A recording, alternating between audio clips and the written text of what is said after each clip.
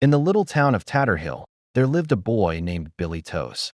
Billy was poor, not just poor, Tatterhill poor, which meant he wore the same shoes since third grade and used a squirrel tail as a toothbrush. It kind of worked. His family lived in a house held together by duct tape, prayer, and a squirrel named Jerry who refused to leave. Everyone in town laughed at Billy, not because he was mean or strange, but because he had wild ideas like, "One day I'll be a billionaire and own a golden goat farm." He'd say this while eating cold beans out of a can and wearing a shirt that said NASA intern, which he definitely wasn't. Even the kids in school joined in.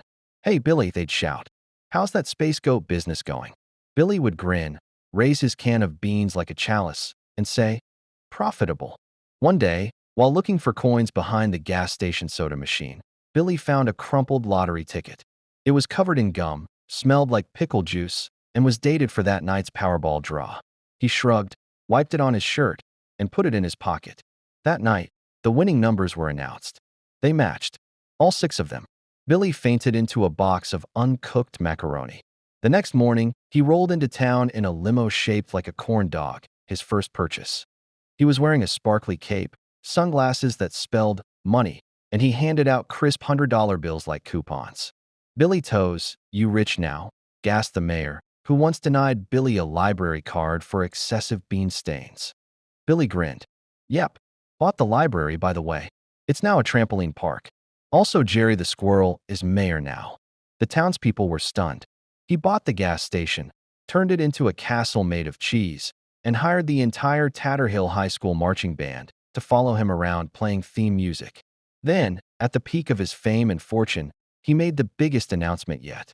"I'm investing in goat rockets." That's right, goats. In space. Everyone laughed again.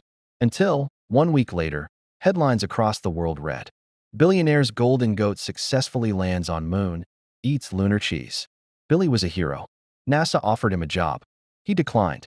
"I already got a job. I'm the universe's first goatician." Billy eventually blew all his money launching increasingly fancy goats into space. Diamond goats, jazz goats, one that recited Shakespeare, and went bankrupt.